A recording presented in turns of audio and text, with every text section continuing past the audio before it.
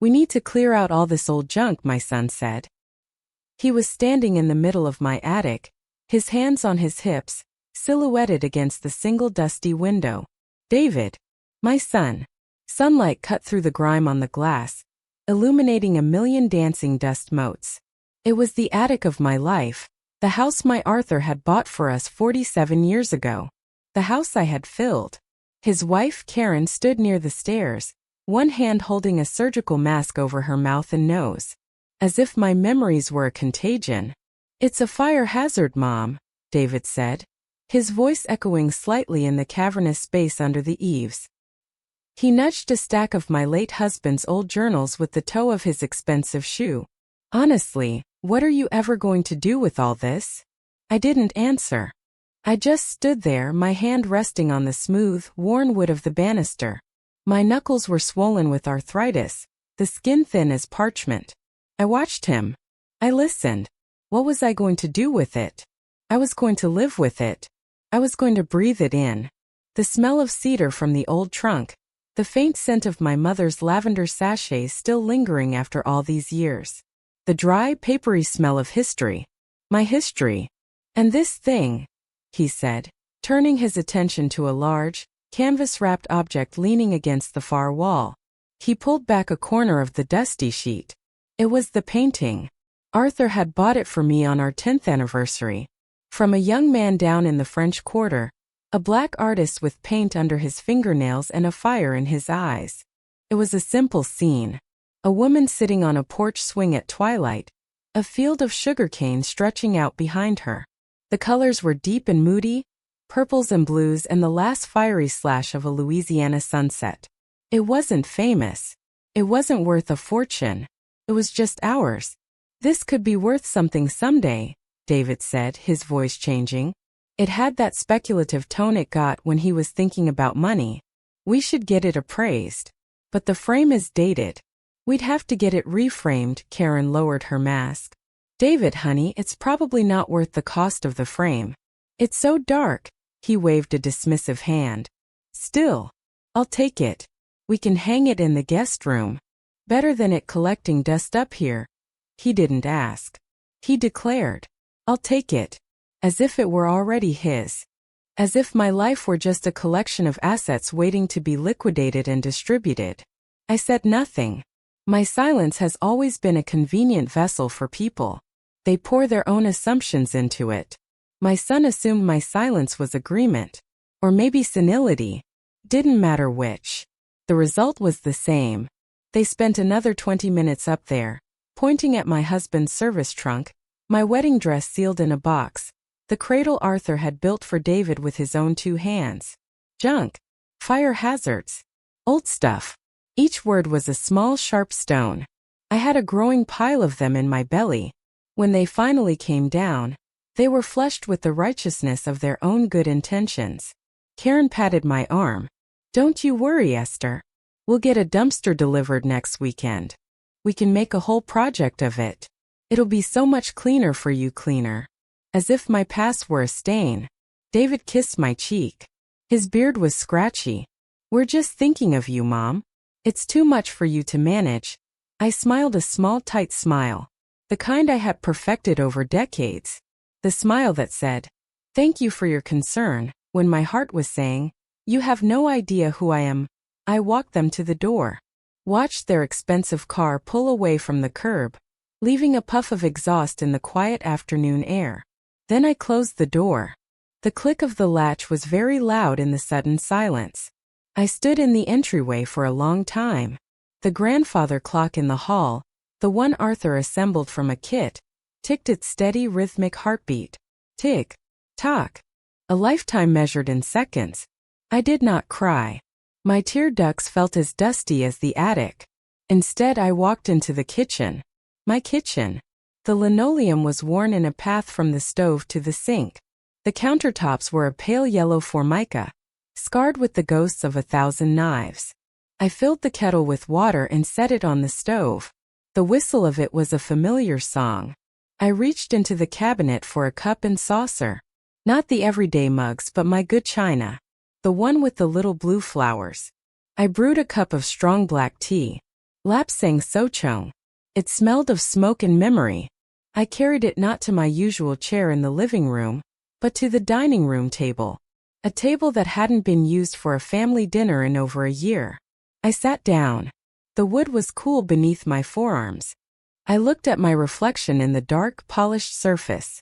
A woman with skin like crumpled silk and eyes that had seen too much and said too little. They were right about one thing. It was time to clear things out. But it wasn't the junk in the attic that needed to go. That evening a decision settled in me. It wasn't a storm. It was a quiet alignment. A clicking into place of pieces that had been rattling around for years. It was the calm that comes after you finally admit a hard truth to yourself. The truth was this: I was a resource. A convenience. A Sunday obligation. I was Mom's house, the keeper of the heirlooms, the free babysitter when the grandchildren were small. But I was not a person to them. Not anymore. My thoughts were quaint. My feelings were irrelevant. My life was a storage unit they were tired of paying rent on. The hurt was a low, steady hum beneath the surface of my skin. But for the first time it wasn't the dominant frequency. The dominant frequency was clarity. I sipped my tea. It was hot and bitter. I felt it all the way down. When I was finished, I washed the cup and saucer by hand, dried them with a soft cloth, and put them back in the cabinet. Then I walked over to the little desk in the corner of the kitchen where I paid my bills. I took out a fresh sheet of paper from the drawer. It was smooth and white. A clean slate. I found a pen, a good one that wrote in a fine black line. At the top of the page I wrote a single word. Actions. Underneath it I started a list. My handwriting was a little shaky, but the words were firm. 1. Call Mr. Franklin. 2. Bank. 3. Estate sale company. I looked at the list. It was so short, so simple. The architecture of a new life. I folded the paper once and slid it into the pocket of my house dress. I could feel its crisp edges against my hip. Promise. The next morning I woke up before the sun. This was not unusual. My body ran on an old clock. But this morning felt different. The air in my bedroom seemed lighter. I did not linger in bed. I got up, wrapped my hair and went about my morning rituals. But there was a new purpose in my movements. A deliberation. At precisely 9 o'clock, when I knew his office would be open, I picked up the telephone. The receiver was heavy and cool in my hand. I dialed the number from memory. Franklin and Associates. How may I direct your call? The voice was young and professional. I'd like to speak with Mr. Jonathan Franklin, please. This is Esther May Washington. Mr. Franklin had handled Arthur's will. He was a young man then, just starting out. He'd be in his 50s now. Kind man, I remembered. He had spoken to me, not just to my son. There was a brief pause, the sound of soft clicking.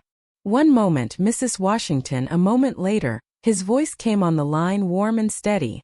Esther. How lovely to hear from you. I hope you're keeping well. I am, Jonathan. Thank you for asking. I need to make an appointment. There are some adjustments I'd like to make to my affairs, of course, he said, no hint of surprise in his voice. Does Thursday at 10 work for you? Thursday at 10 is perfect. I'll see you then. I hung up the phone. The first step was taken. It was as easy as that. My next call was to the bank. It took longer. I was put on hold, listening to a tinny version of a song I didn't recognize. Finally, a manager came on the line.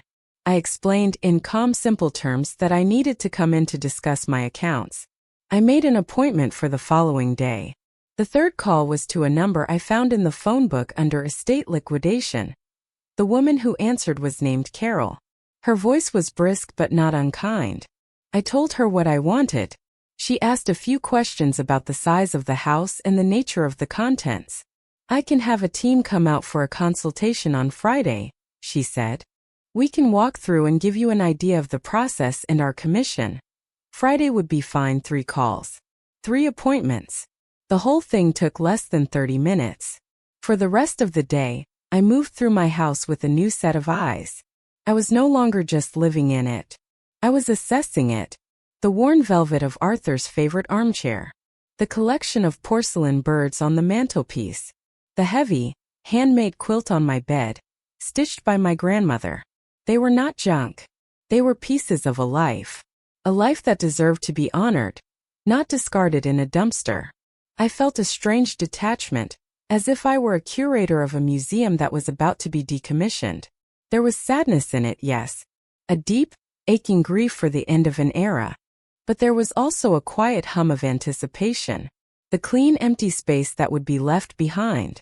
The next day I went to the bank. I wore my good coat, the wool one I saved for church, even though it was a mild day. I wanted to look respectable, serious. The manager, a young woman with a sharp suit and a kind smile, led me into a glass-walled office. It smelled sterile of carpet cleaner and money. "Mrs. Washington," she said, folding her hands on the desk. "You mentioned wanting to make some changes to your accounts." I took a deep breath. "Yes. My son, David Washington, is currently listed as a joint owner on my checking and savings accounts. I would like to have his name removed." She blinked. Just once. It was the only sign of surprise she showed. She typed something into her computer. "I see that was set up some years ago. For convenience, I imagine." "Yes," I said. "For convenience." "It is no longer convenient," she nodded, her expression unreadable. "All right. We can certainly do that.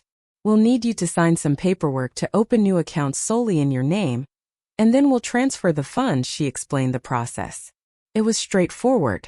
As she printed the documents, the silence in the small office was broken only by the hum of the computer and the whisper of the printer. She laid the papers in front of me and handed me a pen. I looked at the signature line. My name, Esther May Washington. Not and David Washington, just mine. My hand was perfectly steady as I signed. I walked out of the bank an hour later with a new debit card in my wallet and a sheaf of papers in my handbag. The sun seemed brighter. The air felt cleaner. I felt solvent, in every sense of the word. On Thursday, I met with Mr. Franklin. His office was on the third floor of an old brick building downtown. It smelled of old books and lemon polish. He had a little more gray at his temples, but his eyes were just as kind as I remembered. "Esther," he said, rising from behind his large mahogany desk to shake my hand. "You look wonderful." "You're a poor liar, Jonathan, but I appreciate the sentiment." He chuckled and gestured for me to sit. "What can I do for you?" I didn't waste time. I told him everything. Not the emotional parts. Not the years of small slights and quiet disappointments. I told him the facts. The conversation in the attic. My son's intentions. My decision. I wanted to revoke David's power of attorney. I wanted to draw up a new will. He listened patiently, his hands steepled under his chin. He did not interrupt. He did not judge. He just listened. That, I was learning, was a rare and precious gift. When I was finished, he nodded slowly. "I see," he said. "The power of attorney is a simple revocation. We can have that drafted and notarized today. As for the will, who would you like to name as your executor?" "You," I said. He raised an eyebrow. "Me? Esther, I'm flattered, but typically it's a family member. My family has made it clear they are not interested in the contents of my life, only in its cash value," I said, my voice even. "I trust you to be a professional, to follow my instructions to the letter." He held my gaze for a long moment. Then he nodded again. "All right. And the beneficiaries?" This was the part one had thought about the most. I had a granddaughter, Imani, David's daughter. She was a good girl. A college student studying art history. She had her father's ambition but her grandmother's soul. She called me every Sunday without fail. She asked about my gardenias. She remembered Arthur's birthday. She saw me. "Everything," I said. "The house, the accounts, whatever is left. It all goes to my granddaughter, Imani Washington. But I want it placed in a trust managed by you until she is 30 years old." "And your son?" Mr. Franklin asked gently. "My son has already laid claim to everything he feels he is owed," I said. "In my will, I will leave him $1. And my forgiveness, He can have whichever he feels is of greater value. For the first time, a small wry smile touched Mr. Franklin's lips. He reached for a legal pad. Let's get to work. I left his office feeling as if a great weight had been lifted from my shoulders. A weight I hadn't even realized I was carrying. It was the weight of expectation. The unspoken contract that a mother's love must be unconditional. Her resources endlessly available. Her boundaries eternally permeable. I was redrawing the contract. On Friday, Carol from the estate sale company arrived.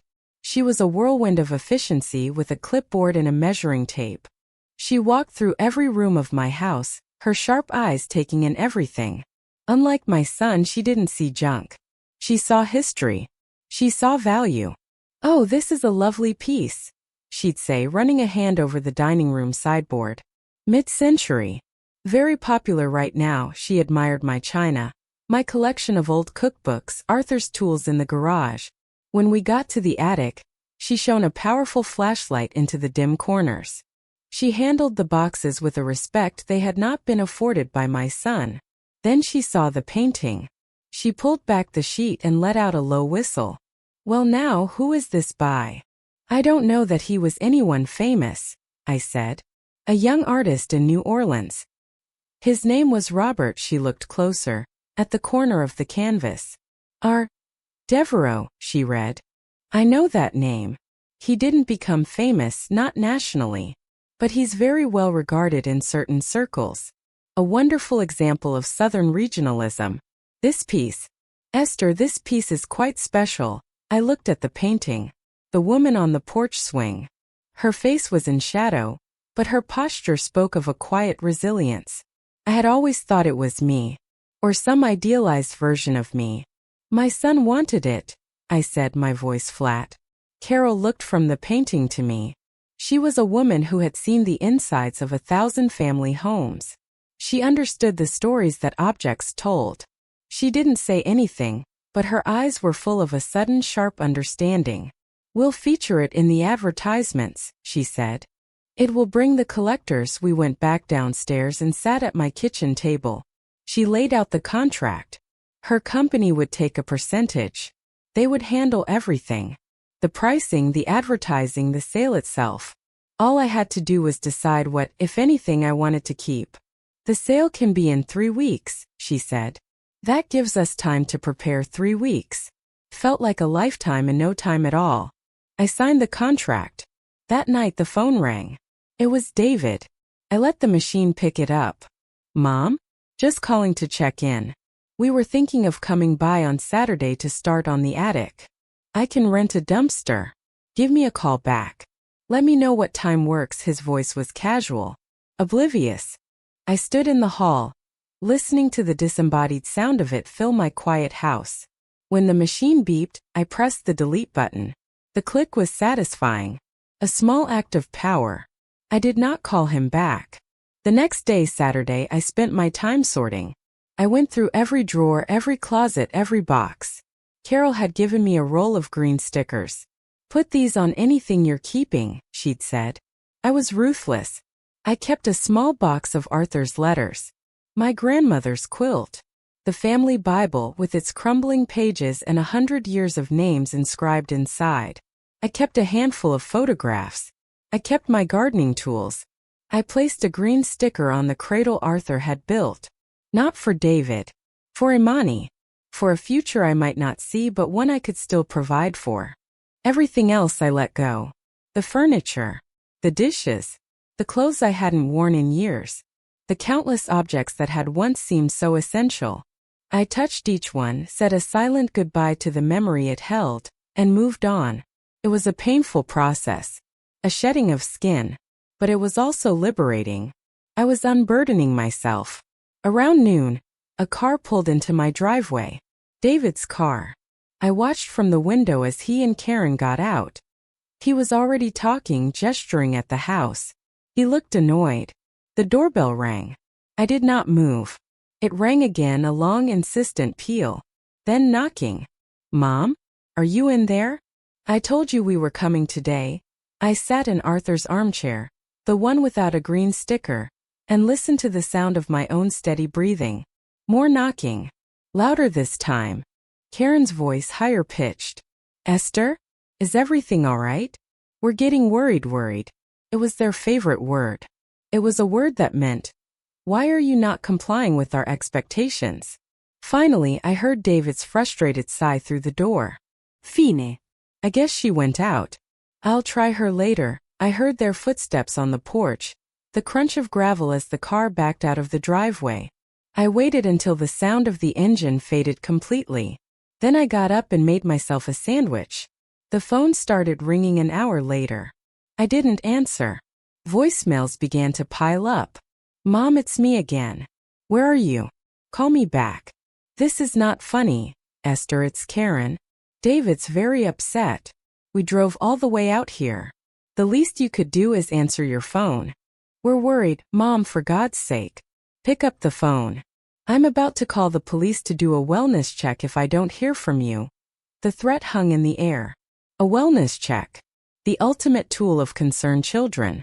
A way to declare a parent incompetent to wrest control. I picked up the phone and dialed the local police non-emergency number. I explained who I was. I told them my son might call concerned. I assured them I was perfectly fine, just choosing not to answer my phone. The officer on the other end was polite and professional. He made a note of it. Then I unplugged the phone from the wall. The silence was absolute. It was beautiful. The following week, Carol's team descended on the house. They were an army of quiet, efficient women. They emptied the attic, the basement, the closets. They cleaned and polished and arranged everything. My house transformed. It became a showroom.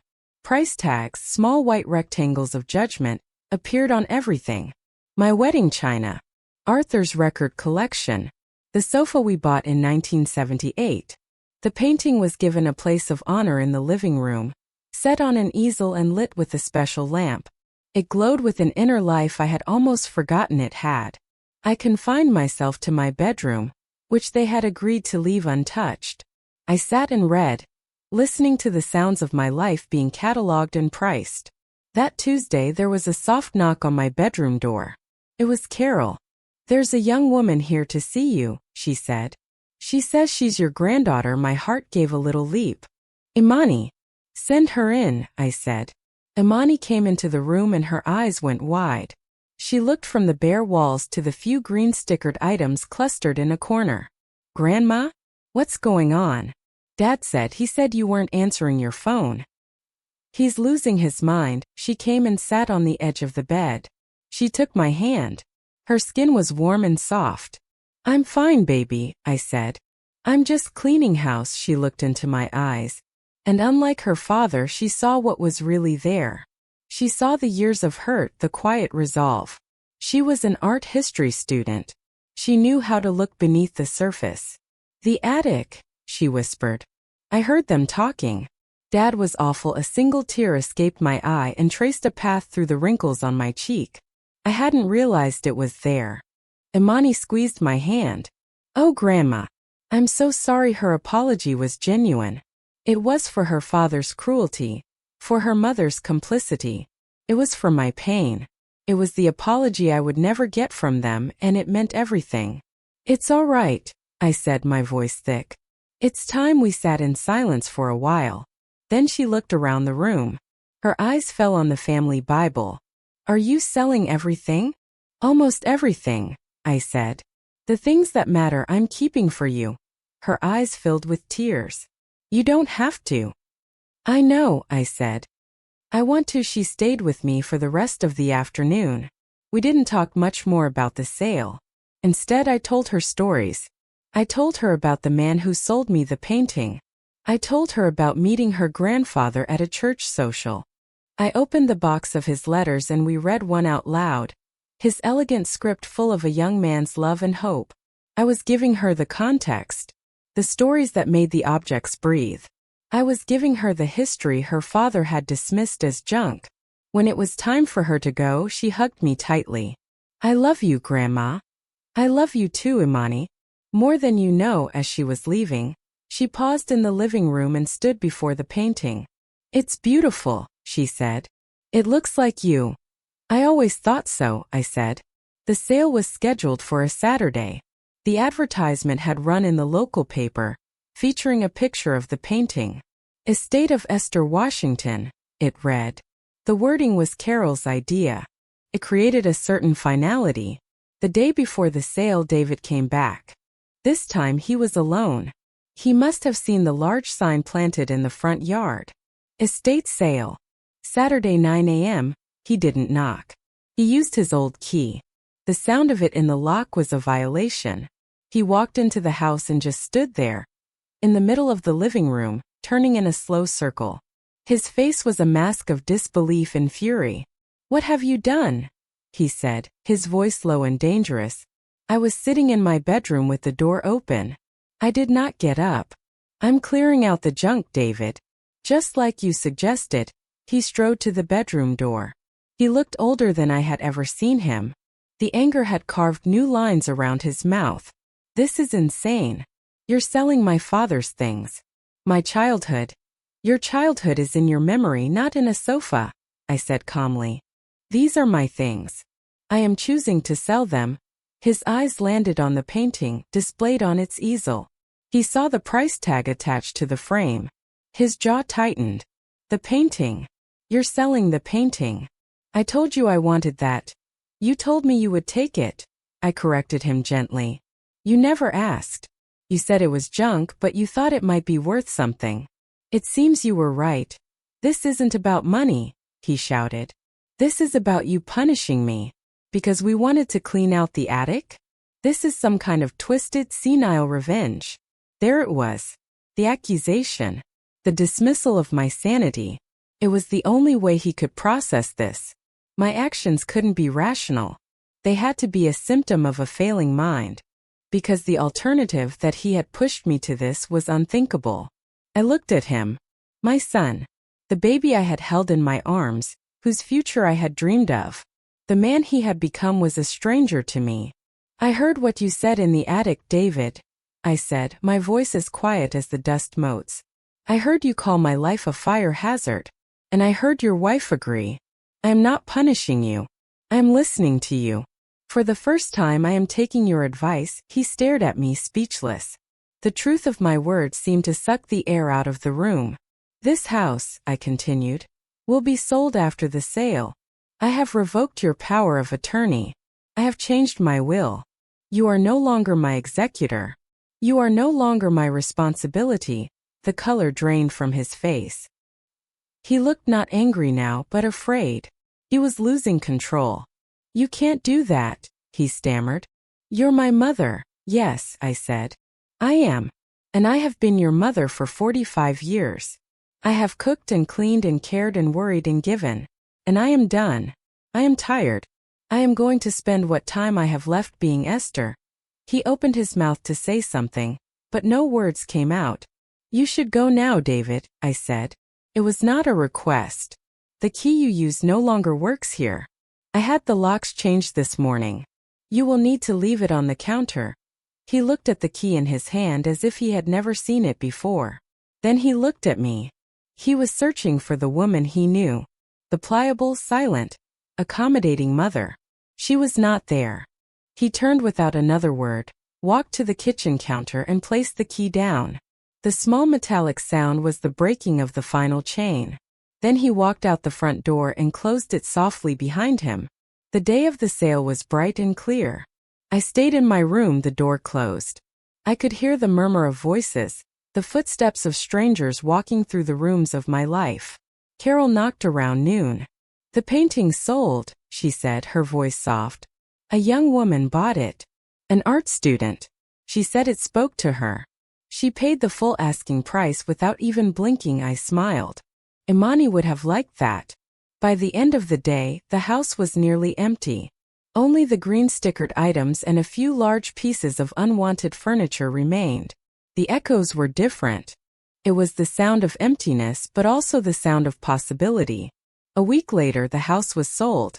The closing was quick and impersonal. I signed the papers, and just like that, 47 years of my life were converted into a number on a bank statement. I moved into a small, bright apartment in a new senior living community across town. It had 2 rooms, a small kitchen, and a balcony that overlooked a garden. It smelled of fresh paint and new carpets. The few things I had kept looked different in this new space. The quilt on the bed seemed more vibrant. The family Bible on the nightstand felt more sacred. The cradle, which I had stored in my new closet for Imani, felt like a promise. I bought a pot of gardenias for the balcony. Their scent filled the small apartment, a fragrance of new beginnings. I made new friends.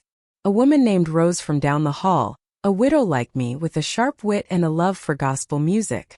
We drank tea together in the afternoons. We went to church on Sundays. We talked about our children, our husbands, our lives. We listened to each other. My life became small and quiet and entirely my own. I was no longer waiting for a phone call, no longer bracing for a visit. I was just living. One afternoon, a letter arrived. The handwriting on the envelope was David's. I held it in my hands for a long time. I could feel the weight of the words inside. Words of anger or confusion, or maybe, just maybe, of regret. I took the letter out to my balcony. I sat in the little chair I had bought, the sun warm on my face. I could hear the sound of a choir practicing at the church down the street. I opened the letter. It was long, full of justifications at first. Excuses. Blame. He wrote about his stress at work, about his concern for my safety, about how he was only trying to help. But then about halfway through the tone shifted. Imani told me what you said, he wrote, about listening to my advice. I have been thinking about that, about what I said in the attic. I never thought about how it would sound to you. I never thought about you, I guess. Only about the problem of the house. The problem of all that stuff. I'm sorry. I know it's too late. But I am sorry, Mom. For not seeing you. I read the last line again. For not seeing you. I folded the letter and put it back in the envelope. I did not feel anger. I did not feel triumph. I felt a quiet, profound sadness. A grief for the years we had lost to his blindness. I did not reply. Not yet. Forgiveness, I was learning, was not a transaction. It was a slow, quiet process. And it had to begin with forgiving myself. For all the years I had accepted invisibility as the price of a mother's love. I placed the letter on the small table beside me. Then I closed my eyes, tilted my head back, and just listened. To the gospel music drifting on the breeze. To the hum of the traffic in the distance. To the steady, quiet ticking of my own heart. It was the sound of peace. And it was enough.